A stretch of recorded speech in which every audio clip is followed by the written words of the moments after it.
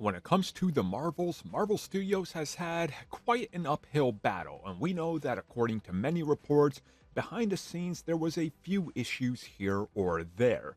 Now we for a fact know that at one point during development, the director of the film just took off and did, well, other projects.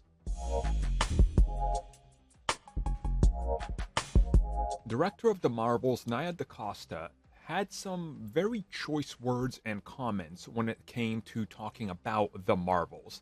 The most notable one was that she specifically said, "This isn't really my film, this is a Marvel Studios Kevin Feige production, and I was kind of just the person holding the camera at some points."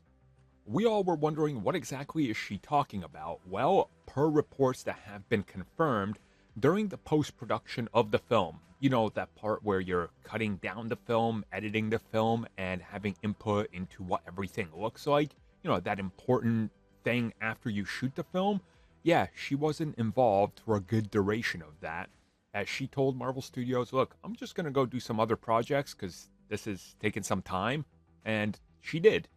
And they were left to their own devices to finish up the Marvels while she wasn't there and do whatever up until she was free again, which is an interesting thing to think about, right? You generally want the director on hand with all of this. If you take the director off, I mean, we've seen disasters that happen when it comes to films when that happens, but also comic book films in general.